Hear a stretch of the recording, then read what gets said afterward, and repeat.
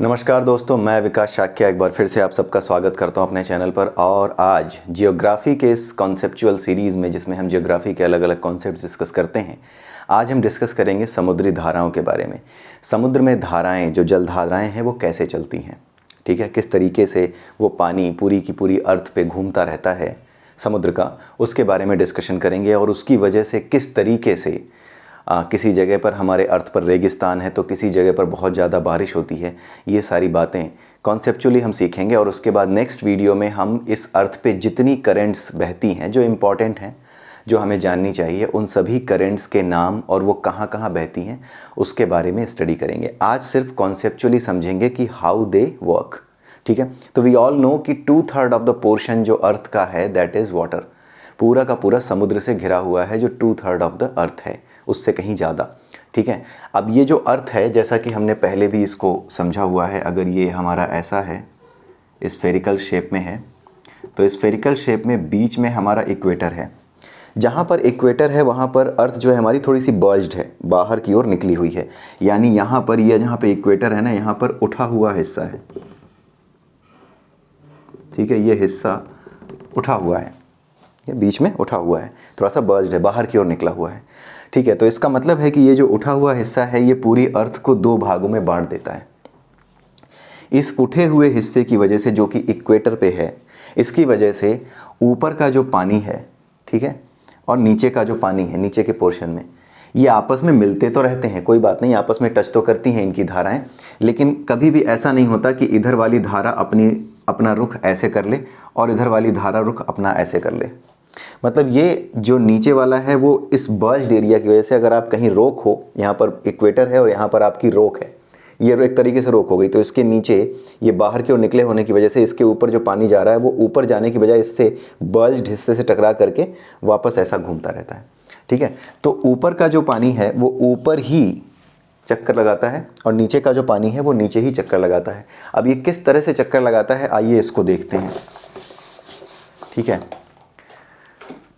एक बार फिर से अर्थ का वो बनाते हैं हम। ये रही हमारी अर्थ, ये रहा इक्वेटर, इक्वेटर पे अर्थ बर्ज्ड है, ठीक है। और ध्यान से देखिएगा, अर्थ हमारी घूम रही है ऐसे, इसका जो डायरेक्शन है घूमने का, जो रोटेशन का डायरेक्शन है वो ऐसे है, यानी कि ये रहा हमारा वेस्ट और ये रहा ईस्ट। तो हमारी अर्थ वेस्ट से ईस्ट की ओर जा रही है, ठीक है, घूम रही है, ऐसे नहीं जा रही है, घूमते समय उसका जो रोटेशन है वो वेस्ट से ईस्ट की ओर है, वेस्ट से ईस्ट की ओर है, यानी इस डायरेक्शन में ऐसे ऐसे घूम रही है, ठीक है। ये जो वेस्ट से ईस्ट की ओर घूमने की डायरेक्शन है, हमने एक लॉ पढ़ा है, क्रिया और प्रतिक्रिया का नियम पढ़ा है, एक्शन और रिएक्शन का, ठीक है।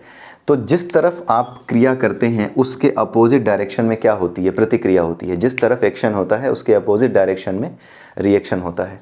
तो अब जरा इसको समझते हैं कि पानी घूमता कैसे है इस एक्शन और रिएक्शन के रूल के अकॉर्डिंग, ठीक है। बिल्कुल ही कॉमन सेंस के बेस पे जियोग्राफी समझी जा सकती है, कहीं पर भी इसमें बहुत ज़्यादा दिमाग लगाने की ज़रूरत नहीं है। पूरी की पूरी जियोग्राफी कॉमन सेंस पे बेस्ड है, सारी की सारी जियोग्राफी कॉमन सेंस पे बेस्ड अंडरस्टैंडिंग्स आप बना पाते हैं तो आराम से समझ सकते हैं, खास करके ये physical geography.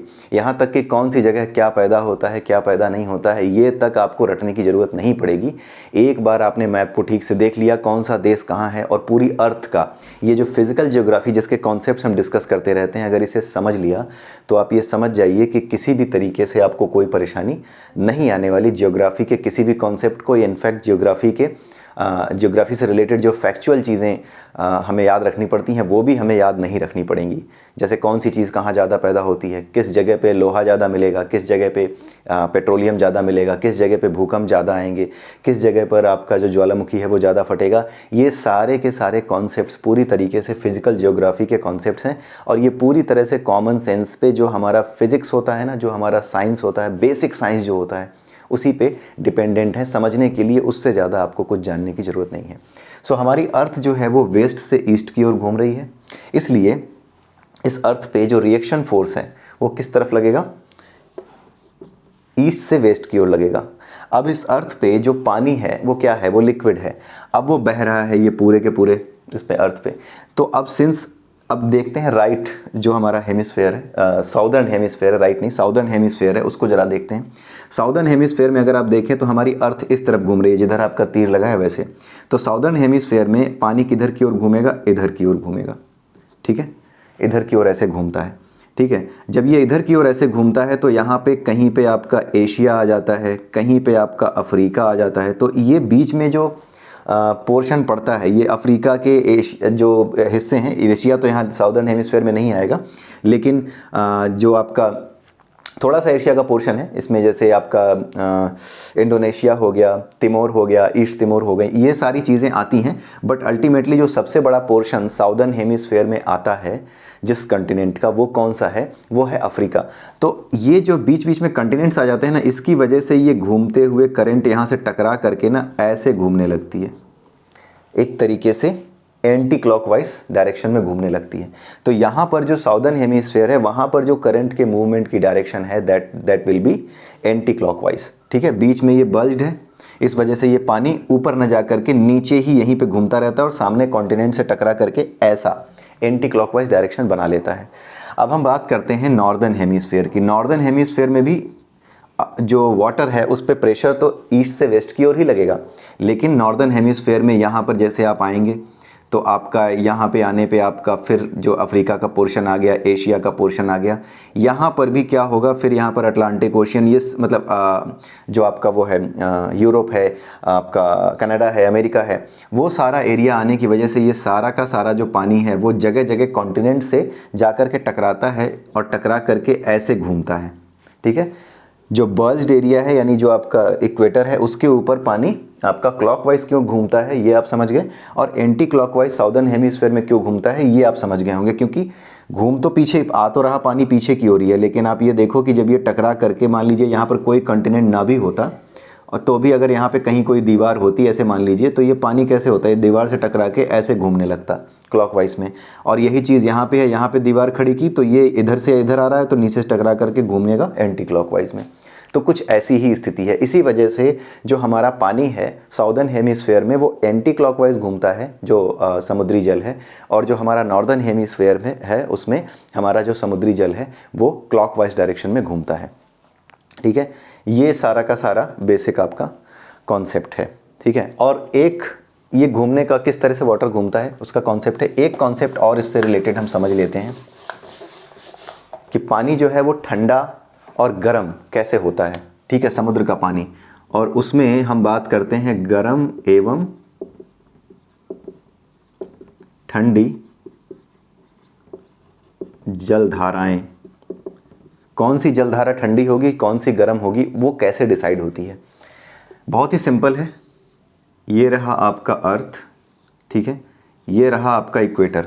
We all know कि जो इक्वेटर है वहाँ पे साल भर क्या होती है, सूरज की सीधी किरणें पड़ती हैं, ठीक है। तो सीधा सा मतलब ये है कि जब सूरज की सीधी किरणें इक्वेटर पे पड़ती हैं तो इक्वेटर पे साल भर क्या होगी, गर्मी होती है। तो जो पानी यहाँ पर होगा वो क्या होगा, गर्म हो जाएगा। तो इक्वेटर से जो पानी निकल करके ऐसे घूम रहा है, एंटी क्लॉकवाइज घूम रहा है, इक्वेटर से होकर के जो पानी नीचे की ओर जाएगा, जो भी करंट उससे बनेगी वो गर्म जलधारा वाली करंट होगी, वो होगी हॉट वाटर करंट, ठीक है। एंटी क्लॉकवाइज घूम रही है साउदर्न हेमिस्फेयर में, इक्वेटर के पास गर्मी है, इक्वेटर से लेकर के जो पानी नीचे की ओर पहुंचेगा, जो भी करंट नीचे की ओर पहुंचेगी, सिंस वो इक्वेटर से आ रही है तो वो कैसी होगी, गर्म होगी। तो इक्वेटर से आने वाली कोई भी वाटर करंट क्या होगी, गर्म होगी। अब यहाँ से अगर कोई वाटर करंट आती है, ठीक है, घूम तो रही है लेकिन जो सोर्स है जहाँ से आ रही है उसके बेसिस पे उसको क्या कहा जाता है, ठंडी या गर्म करंट कहा जाता है। अब यहाँ से घूमते हुए जब ये करंट ऐसे पहुँचती है तो ये आपके कहाँ तक पहुँची, जो साउदर्न पोल है उसके पास जो आपका अंटार्कटिका है उससे जा कर के टकरा करके वहाँ से जो पानी लेकर ये आ रही है। तो सिंस ये पानी कहाँ से लेकर आ रही है, पोल से लेकर आ रही है, और पोल्स पे आपको पता है कि बर्फ़ जमी हुई है, बहुत ज़्यादा ठंड है। तो इसी वजह से जो करंट, जब यही करंट वापस लौटती है तो इस करंट को जब ये ठंडी हो जाती है तो इसको एक अलग नाम दिया जाता है, कोई और नाम देते हैं। ठंडी करंट के अलग नाम है और गर्म करंट के अलग नाम है।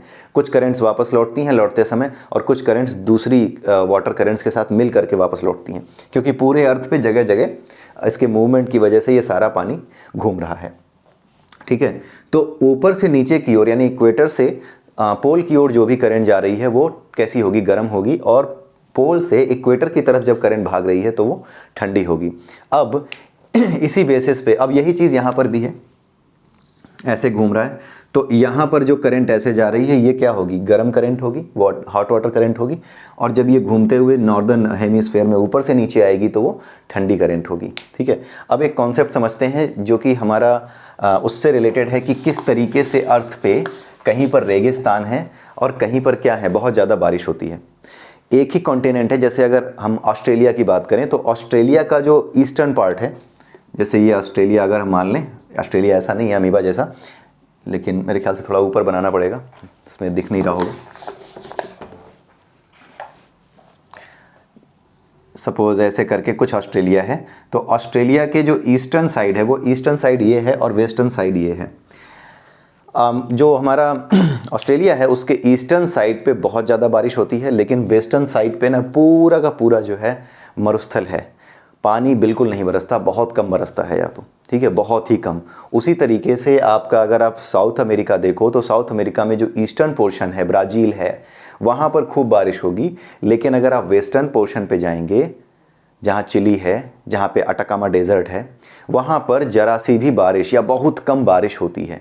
ठीक है, अगर होती भी है तो साउदर्न ऑसिलेशन की वजह से, जो अल नीनो और लॉ नीना का कॉन्सेप्ट है ना, उसकी वजह से वहाँ बारिश भले हो जाती है। जो साउदर्न ऑसिलेशन एक अलग कॉन्सेप्ट है, ये भी हम पढ़ेंगे, उसकी वजह से भले हो जाए, लेकिन इन वाटर करेंट्स की वजह से वहाँ पे बारिश बहुत कम होती है, ना के बराबर होती है। और जहाँ पे बारिश कम होगी वहाँ क्या बनेगा, रेगिस्तान बनेगा, मरुस्थल बनेगा, डेजर्ट बनेगा। और जहाँ पर बारिश अधिक होगी बट ऑब्वियस वहाँ पे फसलें लहलहाएंगी, वहाँ पे बारिश ज़्यादा होने की वजह से जो है पानी ज़्यादा मात्रा में होगा, और जिधर ज़्यादा मात्रा में पानी होगा वही एरिया बहुत ज़्यादा प्रॉस्परस भी होगा। इनफैक्ट मैक्सिमम इंडस्ट्रीज़ और मैक्सिमम जो सिटीज़ हैं बड़ी बड़ी, जैसे ऑस्ट्रेलिया को अगर आप देखें तो सारा का सारा पर्थ वगैरह जितनी भी बड़ी बड़ी सिटीज़ हैं वो सारी की सारी जो आपकी सिटीज़ हैं वो ऑस्ट्रेलिया में ईस्टर्न साइड पर ही हैं।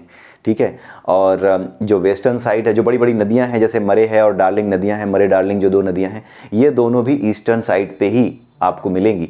जो आपका ऑस्ट्रेलिया है उसके ईस्टर्न साइड पे ही मिलेंगी, क्योंकि वहाँ भरपूर पानी है, तो पानी होने की वजह से नदियाँ भी वहाँ पर हैं। लेकिन वेस्टर्न साइड पे पूरा का पूरा जो है मरुस्थल है ऑस्ट्रेलिया में। एक एग्जांपल दे रहा हूँ ऑस्ट्रेलिया का, ये कॉन्सेप्चुअली समझाने के लिए कि जो ईस्टर्न साइड हैं किसी भी कॉन्टिनेंट के, वो हमेशा बहुत ज़्यादा वहाँ पर अच्छी बारिश होती है, लेकिन जो वेस्टर्न साइड हैं वहाँ पर बहुत ही कम बारिश होती है, जिसकी वजह से वहाँ पर डेजर्ट यानी रेगिस्तान बन जाता है।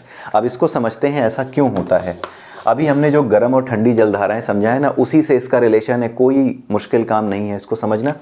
आपकी ये अर्थ है, इस अर्थ पे कोई एक कॉन्टिनेंट ले लेते हैं, ठीक है, जैसे इस अर्थ में साउदर्न हेमिस्फेयर में हम ऑस्ट्रेलिया को ही ले लेते हैं। ऑस्ट्रेलिया एक ऐसा कॉन्टिनेंट है जो पूरी तरह से कहाँ पर है, पूरी तरह से साउदर्न हेमिस्फेयर में है। नॉर्दर्न हेमिस्फेयर में इसका कोई हिस्सा नहीं है। एक कॉन्टिनेंट ऐसा है जो कि जिससे होकर के तीनों के तीनों मेन ट्रॉपिक्स गुजरते हैं, tropic of cancer, tropic of capricorn और तीसरा इक्वेटर। ये तीनों जिससे होकर गुजरते हैं उसका नाम आप कमेंट सेक्शन में बता सकते हैं। ठीक है, ये मान लीजिए ऑस्ट्रेलिया है, थोड़ा सा इधर बना देते हैं ताकि समझाने में आसानी हो। ये रहा आपका ऑस्ट्रेलिया मान लीजिए। हमने ये समझा कि जो पानी है वो इस तरह से एंटी क्लॉकवाइज घूम रहा है। ठीक है, तो ये रहा कॉन्टिनेंट हमारा ऑस्ट्रेलिया। ऑस्ट्रेलिया के ईस्ट में, सिंस ये इक्वेटर से पानी कैसे आएगा, इस तरफ आएगा।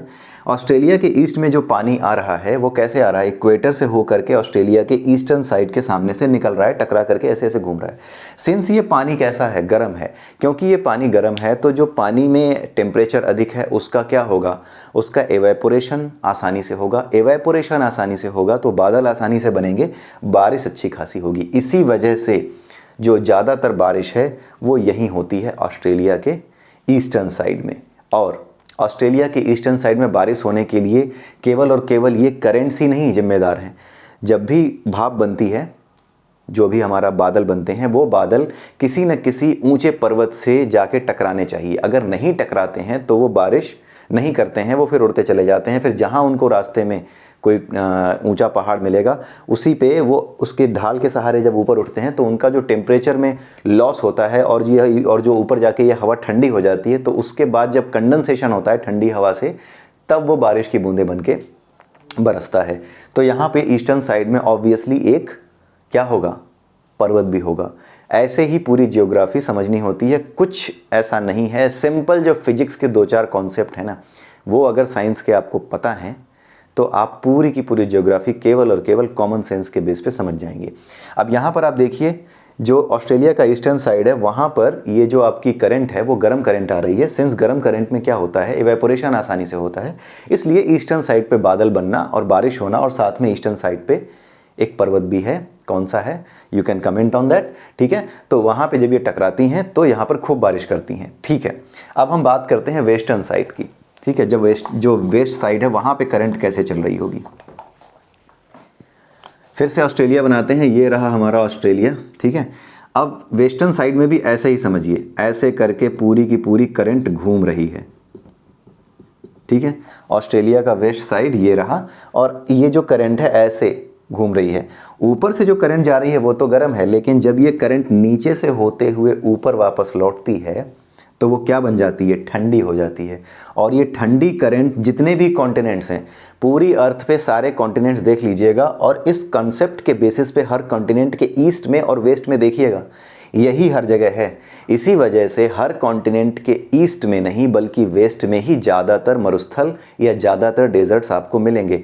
आपका जो अफ्रीका है, अफ्रीका के वेस्ट साइड में आप देखोगे तो सहारा जो मरुस्थल है वो भी वेस्टर्न साइड पे मिलेगा। साउथ अफ्रीका है वो तो बिल्कुल जो है दाढ़ी की तरह जब लटका हुआ है नीचे, तो वहाँ पर क्या है, वहाँ पर भी जो कोल्ड करंट आ रही है वहाँ पर कालाहारी मिलेगा नीचे। साउथ अफ्रीका बिल्कुल नीचे है, साउथ में है तो साउथ अफ्रीका है। तो अफ्रीका का जो सबसे नीचे है कॉन्टिनेंट, जहाँ से होकर के केप ऑफ गुड होप की बात आप करते हो, उसको अगर आप देखेंगे तो वहाँ से भी एक ठंडी जलधारा होकर के निकल रही है, और उसी वजह से वहाँ पर कालाहारी जो डेजर्ट है वो पाया जाता है। और जो ऊपर का साइड है, जो आपका नॉर्दर्न अफ्रीका है, जो कि मोरक्को और अल्जीरिया, ये जो उसके टॉप में जो कंट्रीज़ हैं, उसमें अगर आप देखेंगे तो मोरक्को के लेफ्ट हैंड साइड में मोरक्को, और आप उसके जब आप नीचे अल्जीरिया के नीचे देखना शुरू करेंगे तो वहाँ पर सहारा डेजर्ट है। तो सहारा डेजर्ट आपको वेस्ट में मिलेगा अफ्रीका के। उसी तरीके से जितने भी डेजर्ट्स हैं ऑस्ट्रेलिया में, किसी भी कॉन्टिनेंट पे जितने भी डेजर्ट्स हैं वो आपको वेस्टर्न साइड में इसी वजह से मिलते हैं। ठीक है, तो ये जो ऑस्ट्रेलिया है, ऑस्ट्रेलिया में जितने भी लेफ्ट हैंड साइड पे, या फिर ये कह लें जो वेस्टर्न साइड है, वहाँ पर जितने भी डेजर्ट्स हैं, सिम्पसन, सैंडी, ये जितने भी इंसानों के नाम वाले डेजर्ट हैं ना, ये सारे के सारे किस में हैं, आपके ऑस्ट्रेलिया में हैं। ये कई बार एग्ज़ाम में पूछा जाता है और बड़ा आसान क्वेश्चन होता है लोगों के लिए, क्योंकि जितने भी कई बार मैच कराने को आ जाता है कि ये वाला जो डेजर्ट है वो किस कंट्री में है। तो होता ये है कि वो लोग ये रटे बैठे होते हैं मैक्सिमम, अगर एक भी वहाँ पे एक या दो भी आ गए इस तरह के नाम जो कि ऑस्ट्रेलिया से हैं, या एक भी आ गया तो बड़े आराम से आपको टिक करना इजी हो जाता है कि कौन सा डेजर्ट कहाँ पे होगा। सिम्पसन, सैंडी, ये जितने इंसानों के नाम वाले डेजर्ट्स हैं वो सारे के सारे यहीं पर हैं, और ये सारे आपको वेस्ट साइड पे ही मिलेंगे ऑस्ट्रेलिया के। ठीक है, तो इस तरीके से आपका जो डेजर्ट होता है वो इस तरीके से बनता है। क्यों बनता है? क्योंकि ये ठंडी जलधारा है। वेस्टर्न साइड में हमेशा ठंडी जलधारा बहती है, जो ठंडी करंट है, कोल्ड वाटर करंट है वो बहती है, और जो पानी ठंडा है उसमें एवेपोरेशन नहीं हो सकता, बारिश कम होती है उन जगहों पे। ठीक है, तो इस वजह से क्या होता है कि जितने भी डेजर्ट्स आपको मिलेंगे वो हर कॉन्टिनेंट्स के लेफ्ट हैंड साइड पे, सॉरी वेस्टर्न साइड में मिलेंगे। तो ये जो कुछ बेसिक कॉन्सेप्ट्स थे ये जो है आज हमें समझने थे। ये बेसिक समझने के बाद अब हम देखेंगे कि कौन कौन सी करेंट्स हैं, उनके क्या क्या नाम हैं और कहाँ कहाँ वो बहती हैं। एशिया में, ऑस्ट्रेलिया में, अफ्रीका में कौन कौन सी करेंट्स टच करती हैं उनके शोर्स को। ठीक है, उसके बारे में हम नेक्स्ट वीडियो में देखेंगे। आई होप कि आपको आज की वीडियो में ये बेसिक कॉन्सेप्ट के किस तरीके से अर्थ पे जो वाटर है उसका मूवमेंट होता है, और कैसे ये पूरी की पूरी अर्थ पे डेजर्ट और ढेर सारी बारिश का कारण, ईस्टर्न किसी भी कंटिनेंट के ईस्टर्न साइड में ढेर सारी बारिश और वेस्टर्न साइड में ढेर सारे डेजर्ट का कारण क्यों बनते हैं, ये आपको समझ में आया होगा। रटना कुछ भी नहीं है, it's very easy, the most easy subject जो आप समझ, जो ईजीएस्ट है। ठीक है, ईजीएस्ट सब्जेक्ट जो है वो जियोग्राफी है जब आप समझने पर आ जाएं। ठीक है, क्योंकि इसमें फिजिक्स के 2-4 प्रिंसिपल ही आपको पता होने चाहिए। इवेपोरेशन बहुत ही सिंपल और कॉमन सेंस की चीज़ें, एक्शन रिएक्शन जैसी चीज़ें। ठीक है, गर्म चीज़ों का, ठंडी चीज़ों का बिहेवियर, बस इतना ही आपको समझना है। एयर प्रेशर का डिफरेंस क्या होता है, प्रेशर क्या होता है, कैसे बनता है, क्यों प्रेशर, ज़्यादा प्रेशर से कम प्रेशर की जगह हवाएं चलती हैं या कम से ज़्यादा की ओर चलती हैं, क्यों चलती हैं। ये कॉन्सेप्ट अगर आपको क्लियर हैं तो जियोग्राफी में जितना भी इन्वायरमेंट से रिलेटेड हो या जितना भी हमारी जो फसलें हैं या जो बारिश का पैटर्न है पूरे अर्थ पे, या पूरा का पूरा जो ज्वालामुखी का पैटर्न है, जो वोल्केनोस का पैटर्न है, वो पूरी अर्थ पे किस तरह से होगा, ये आपको समझने में कोई दिक्कत नहीं होगी। रटना कुछ पड़ेगा ही नहीं, आप देखते रहेंगे और आपको वो चीज़ें दिमाग में छप जाएंगी। आई होप कि आपको ये पसंद आएगा। तो अगले वीडियो में हम फिर मिलेंगे जो वाटर करेंट्स होती हैं उनके साथ, कौन कौन सी वाटर करेंट्स हैं, उनके क्या नाम हैं।